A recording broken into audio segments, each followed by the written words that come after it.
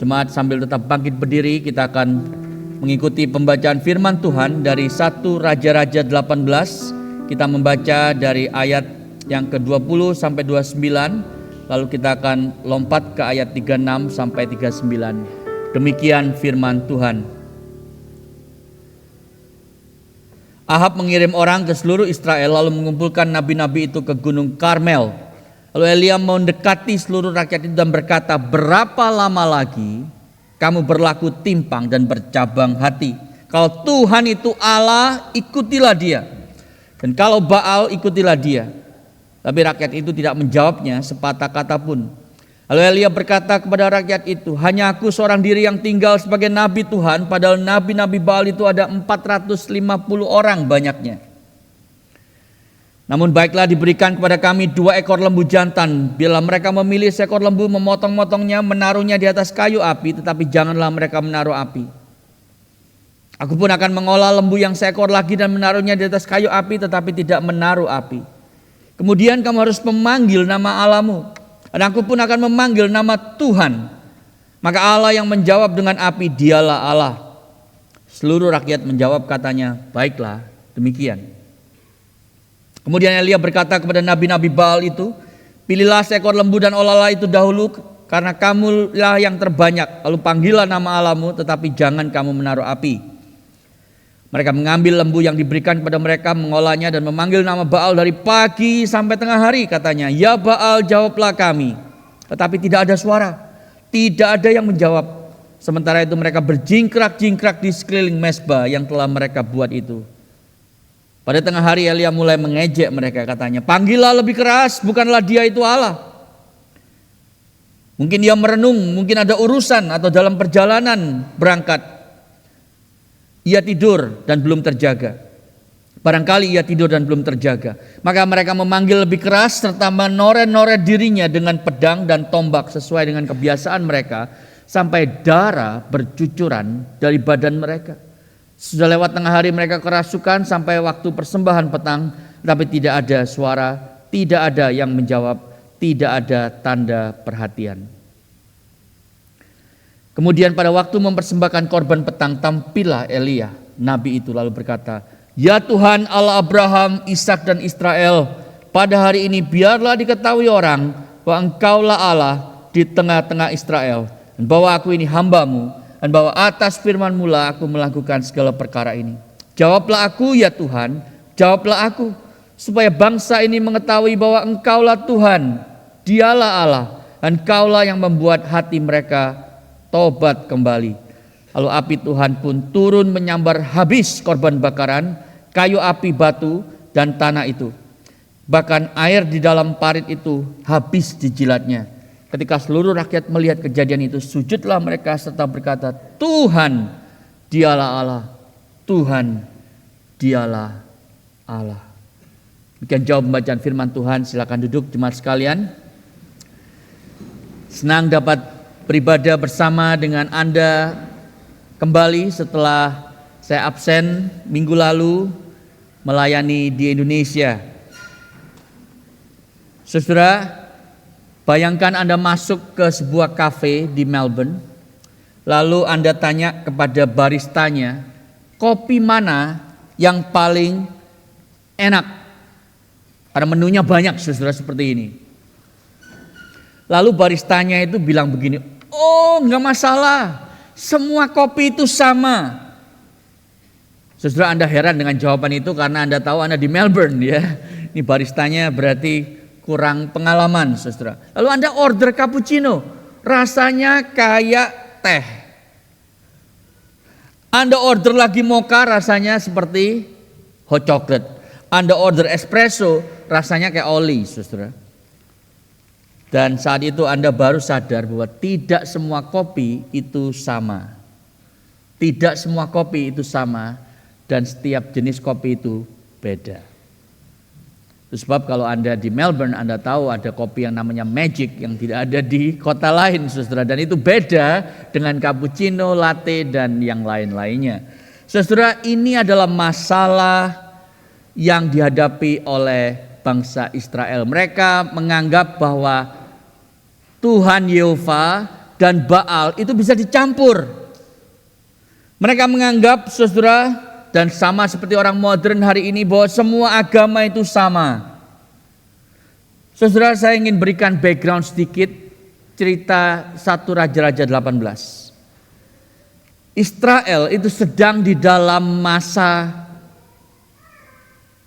kemerosotan rohani yang sangat-sangat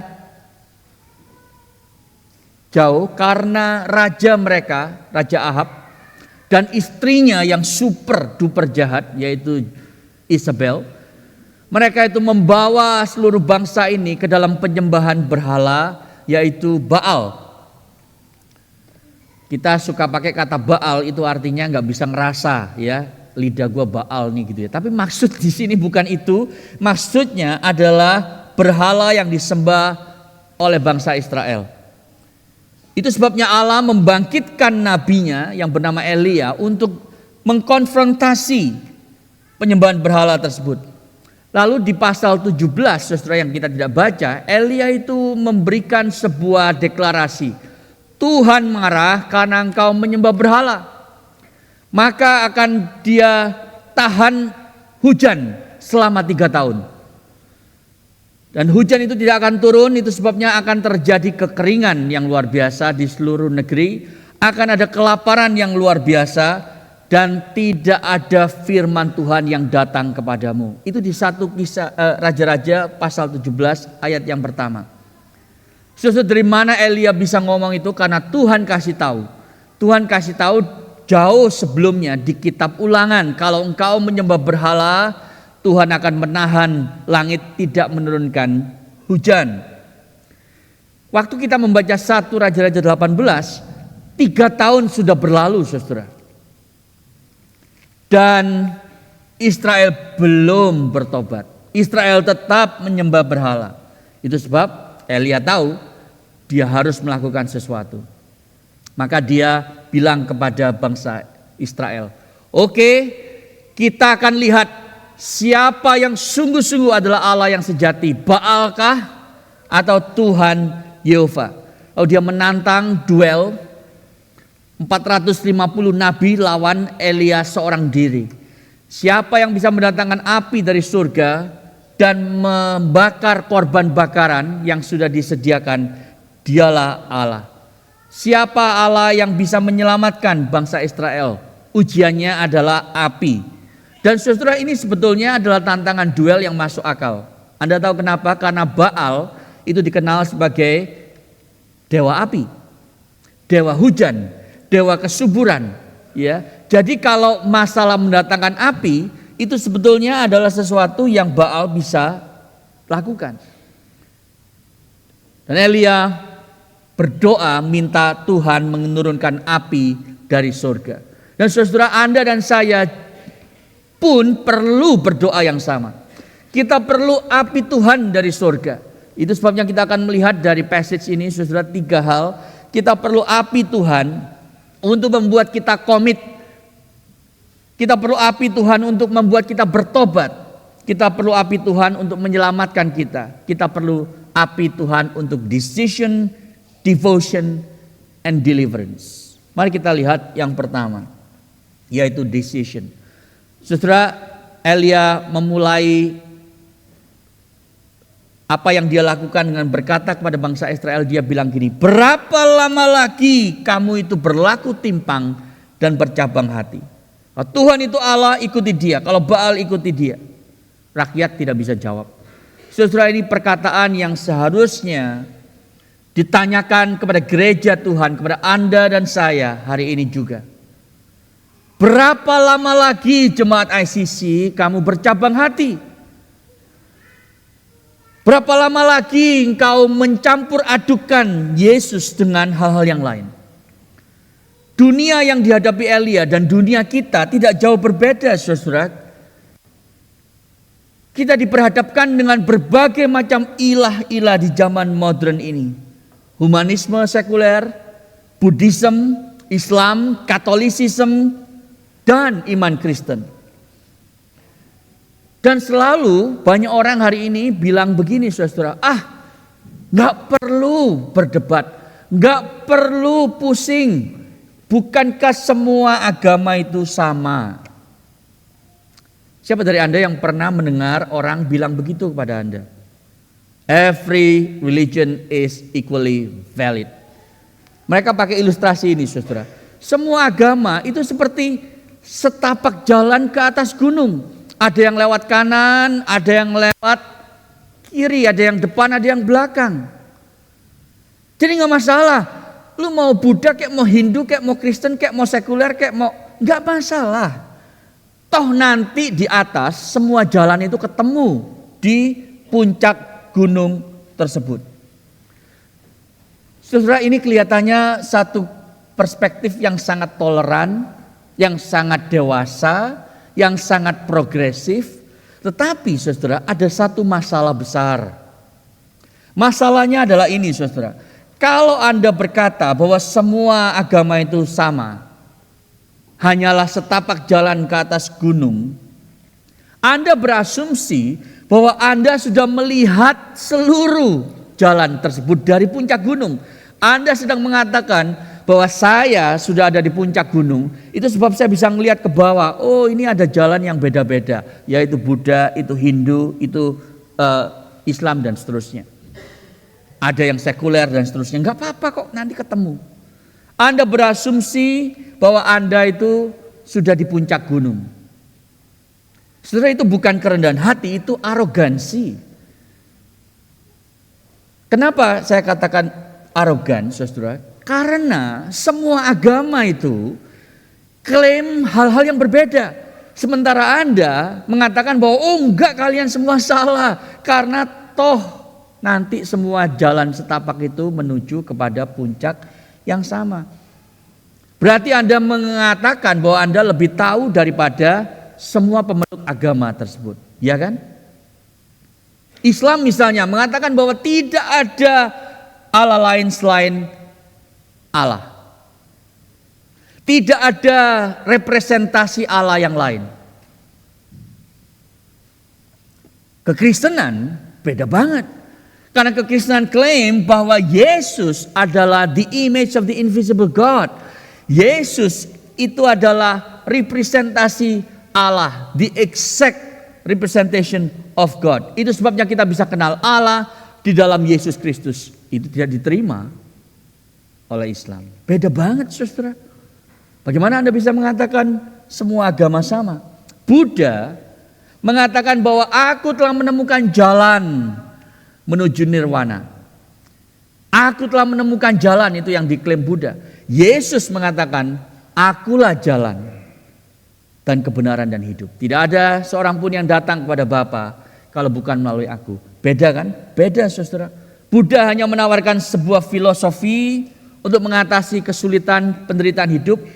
Yesus menawarkan dirinya sendiri dan mengambil kesengsaraan itu pada dirinya, supaya Anda dan saya pada waktu kita mengalami kesengsaraan, kita diubahkan serupa Dia. Beda sekali.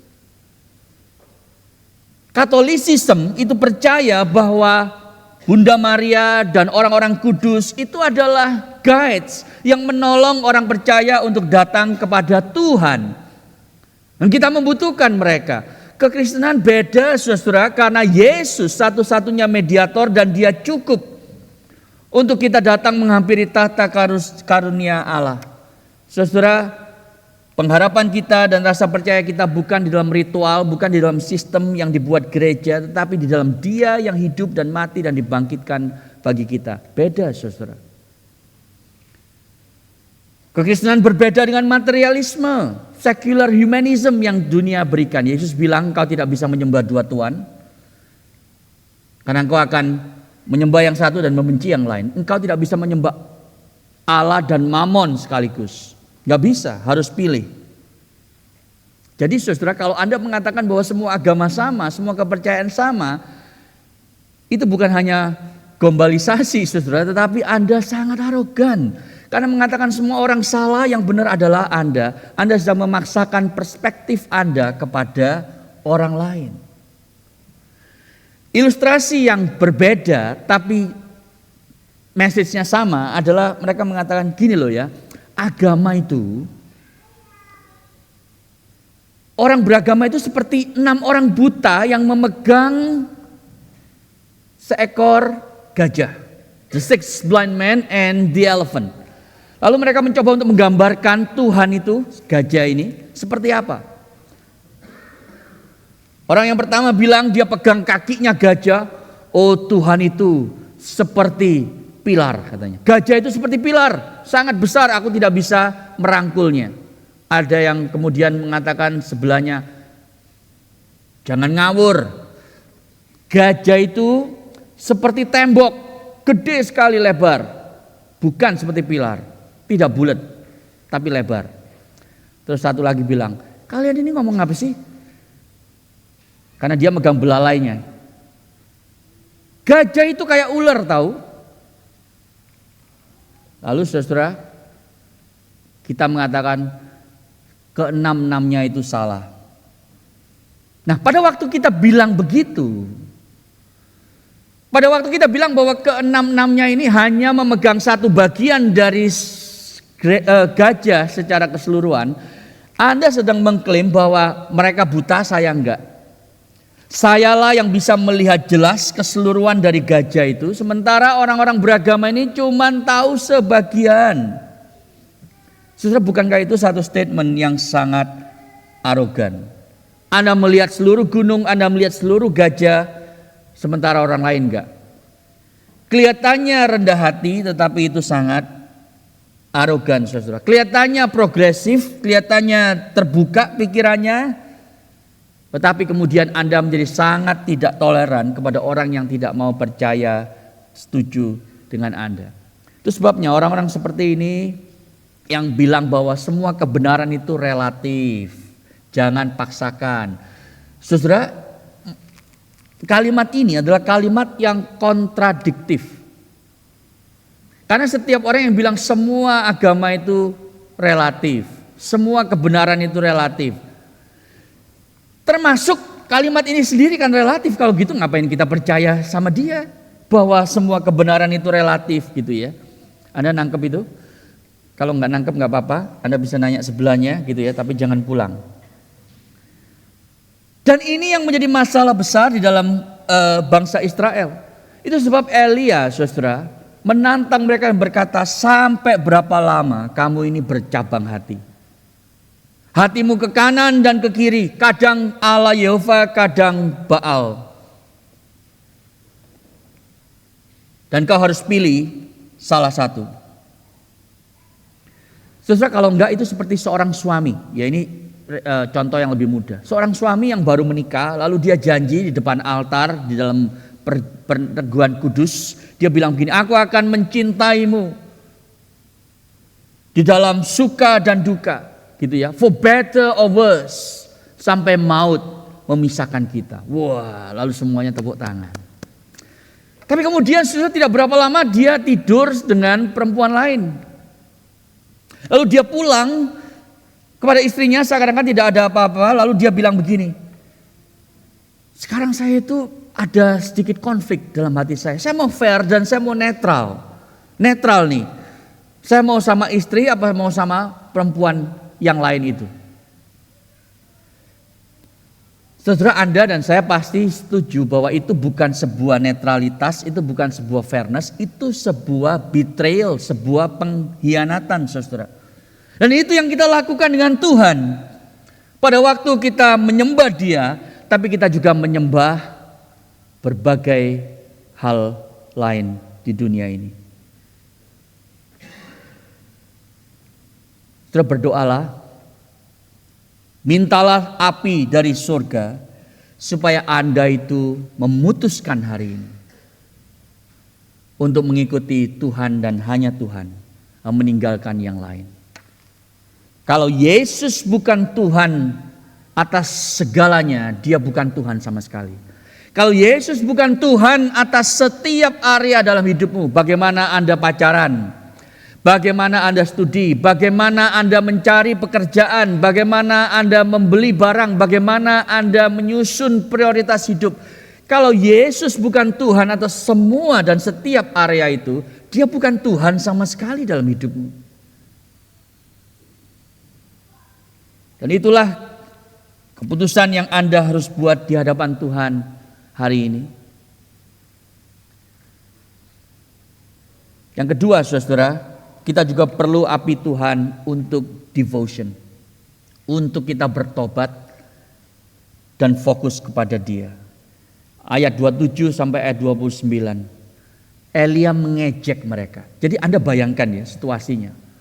450 nabi Baal itu berdoa keliling mesbah berjingkrak-jingkrak. Saya nggak tahu apa lagu yang mereka pakai.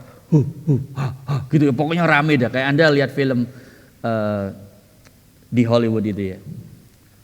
Ramai sekali, saudara. Lalu setelah berapa jam nggak ada hujan, nggak ada api, saudara.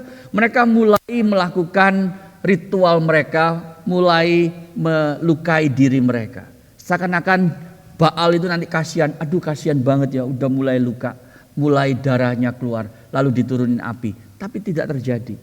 Nah Elia itu dia sedang santai, dia duduk di kursi gitu ya, mungkin sambil minum es kelapa campur durian gitu. Lalu dia, gimana? Sudah ada api, kok belum ada apa-apa? Dia bilang begitu. Mungkin Baal itu ngelamun. Dia bilang, ada 4 kemungkinan dia tulis sana. Lalu dia bilang, mungkin dia sedang jalan-jalan. Panggil pulang dong. Atau mungkin dia sedang ketiduran, bangunin. Lalu ada satu kata yang dia pakai. Maybe he is relieving himself. So, dalam bahasa aslinya, itu artinya saudara sedang potty break. Dewamu lagi di toilet kali. Itu sebab dia gak dengar jawab doamu dan tidak menjawab. Suruh dia keluar, ketok pintunya. Ayo cepetan dong, kita butuh. Saudara diejek-ejek oleh Elia. Jadi kalau Anda tanya di mana di Alkitab ada nabi Tuhan mengejek nabi lain, jawabannya 1 Raja-Raja 18. Saudara, masalahnya penyembahan Baal itu tidak terjadi di zaman itu saja, tapi hari ini. Nah, saya ingin memfokuskan poin kedua ini kepada Anda yang sudah Kristen. Anda yang sudah bertahun-tahun jadi orang Kristen. Saudara, Baal itu bukan hanya satu ilah. Tapi Baal itu saudara adalah sebuah sekumpulan ilah. Karena dia adalah the god of rain, storm, fertility, beauty, intellect. Segala sesuatu yang diinginkan oleh manusia. Dan orang-orang yang menyembah Baal itu mengakui bahwa mereka menginginkan itu. Kita yang hari ini jarang mau mengakui saudara bahwa kita sebetulnya bukan hanya menyembah Tuhan Yesus, tapi kita juga menyembah banyak ilah-ilah lain. Dan tanpa sadar saudara kita masuk ke dalam liturgi sekuler sama seperti para nabi Baal ini yang memanggil-manggil dewa Baal. Karena mereka menginginkan sesuatu dari dewa tersebut. Saudara, ada yang disebut sebagai secular liturgi. Jadi gini saudara, Anda dan saya tidak akan pernah berubah sampai apa yang kita dambakan dalam hati kita itu diubahkan oleh Tuhan. What captures our imagination will rule our lives. Dan cara si jahat, cara Baal modern ini menguasai hati kita, itu adalah dengan mencengkram keinginan hati kita, dambaan hati kita. Itu sebab mereka menggunakan liturgi. Saudara pikir hanya gereja yang punya liturgi? Saudara, mereka juga punya call to worship, votum. Gimana votumnya saudara? Pakai advertisement. Di TV, di jalanan, di Instagram dan Facebook, TikTok, yang kita scroll tiap hari saudara, ada ribuan suara yang berbunyi sama. Inilah kesuksesan, inilah kuasa, inilah kepuasan hidup. Ayo ambil lagi, kerja lebih keras lagi, miliki ini dan engkau akan menjadi orang yang sukses. Saudara, ini bukan hanya informasi, tetapi ini adalah panggilan beribadah untuk Anda. Sehingga kalau Anda tidak beribadah kepada Tuhan Yehova yang kita kenal dalam Yesus, Anda masuk ke dalam liturgi ini setiap hari. Anda mendengar panggilan beribadah seperti itu. Loh, kalau gitu gerejanya di mana? Tempelnya di mana kuilnya? Saudara, kuilnya banyak. Kuilnya itu bisa berupa gym. Kalau Anda pergi ke fitness center itu kuil untuk tubuh. Anda mau kaya, Anda pergi ke perusahaan, itu adalah kuilnya untuk menjadi kaya. Anda mau intelek, Anda pergi ke universitas. Anda mau kecantikan, Anda lihat Instagram feed. Anda mau romance, Anda pergi ke Tinder. Saudara, ini semua adalah tempat ibadah yang baru bagi orang modern. Siapa yang memimpin ibadah itu? Influencer, selebriti, CEOs, athletes, entrepreneurs. Kita ingin jadi seperti mereka. Tidak heran saudara, khotbah mereka di dalam liturgi sekuler ini, mereka akan bilang, engkau belum cukup, engkau harus berusaha lebih keras lagi, engkau harus terus ngotot mengorbankan dirimu, waktumu, jiwamu untuk mendapatkan apa yang kau inginkan. Tidak heran saudara, kita berlomba-lomba untuk jadi kaya, dan kalau bisa kita kaya menjadi milioner sebelum usia 30 tahun. Cara Baal modern ini mengelabui kita itu sangat-sangat dahsyat.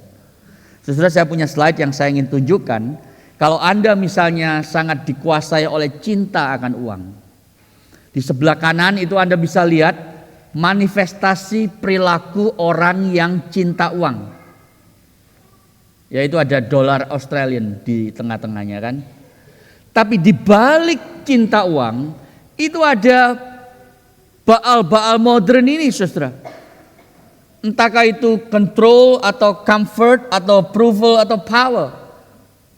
Dan bisa beda banget manifestasinya. Saya berikan contoh saudara. Kalau berhala Anda itu adalah control misalnya. Maka saudara, Anda akan bilang begini, kalau saja saya punya cukup kekayaan, saya akan merasa aman. Saya tidak perlu khawatir akan masa depan. Keluarga saya terjamin. Masa depan anak saya terjamin. Nah, orang-orang seperti ini saudara, manifestasinya di sebelah kanan adalah mereka jadi pelit.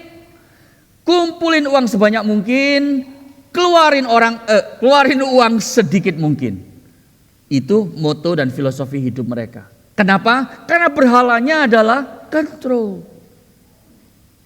Tapi bagi orang lain, sama cinta uang, tapi berhalanya beda. Berhalanya mungkin approval, penerimaan orang lain. Nah, kalau berhalanya penerimaan orang lain, mereka akan bilang begini, aku akan kelihatan sukses, aku akan terpandang, aku akan dicintai orang, dipuji orang kalau aku kaya. Itu sebabnya aku harus cari duit setengah mati.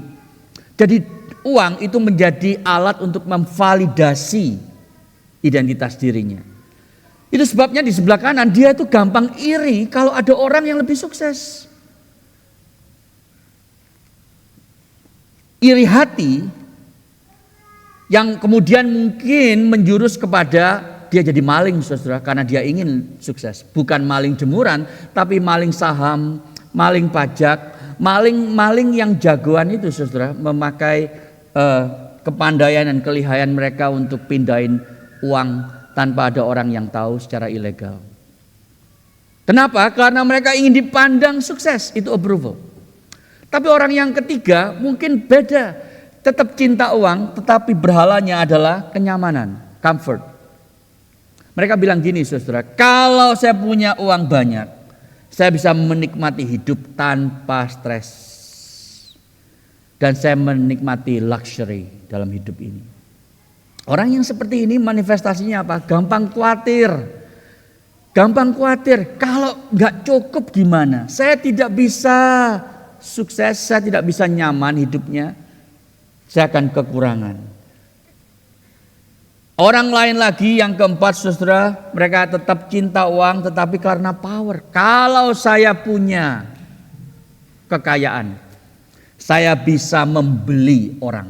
Wah, saya bisa mengontrol orang lain untuk melakukan apa yang saya kehendaki dengan uang. Itu sebabnya tidak heran orang yang dikuasai berhala ini saudara jadi orang yang gila kerja. Gila kerja, workaholic saudara. Jadi Anda lihat, kalau kita hanya fokus di sebelah kanan, di level perilaku, kita tidak pernah sadar bahwa di balik itu ada cinta uang. Dan kalau kita hanya berhenti di sana, saudara, kita tidak tahu bahwa di balik cinta uang itu ada berhala yang kita sembah, yang berkompetisi dengan Yesus. Jadi kalau Anda mau bertobat secara intelligent repentance, Anda harus tahu bukan hanya bertobat di level perilaku, bukan hanya bertobat di level sikap, yaitu cinta uang, tetapi Anda bertobat di level yang lebih dalam, yaitu di level siapa yang saudara sembah. Dan itulah yang kenapa kita membutuhkan api dari surga. Supaya Anda dan saya bertobat. Anda dan saya tidak lagi menggunakan, memanipulasi, memperalat Tuhan untuk mendapatkan apa yang Anda inginkan. Karena itu seringkali yang kita lakukan, saudara. Yesus cuma jadi Red Bull, kerating daeng, dan minuman penguat yang lain itu untuk kita mendapatkan apa yang kita dambakan. Hanya itu. Jesus is useful for me. That's why I follow him. Yesus berguna, itu sebab saya ikut dia. Tapi Anda tidak menemukan dia beautiful. Karena bukan itu tujuan Anda ikut Yesus. Dan kalau saudara Anda masih di sana, Anda perlu api dari surga. Supaya Anda bertobat dan Anda mengikut, menyembah Yesus dan hanya Yesus. Tapi gimana caranya? Poin yang ketiga dan yang terakhir, kita perlu api dari surga untuk menyelamatkan Anda. Saudara, kita minimal punya dua strategi di sini yang kita lihat di dalam ayat 36 secara khusus. Elia berdoa begini. Waktu mempersembahkan korban petang, tampillah Elia, nabi itu lalu berkata, "Ya Tuhan Allah Abraham, pada hari ini bila diketahui orang Kaulah Allah di tengah Israel, bahwa aku ini hamba-Mu, bahwa atas firman-Mu aku melakukan segala perkara ini." Saudara perhatikan itu. Di atas firman-Mu lah aku melakukan segala perkara ini. Jadi saya waktu menggumuli teks ini, saudara, kok berani banget dia itu bilang, "Sekarang Tuhan api turun." Saudara, tahu dari mana? Kalau Tuhan tidak menurunkan api, boleh nggak? Boleh, dia Tuhan, Elia bukan.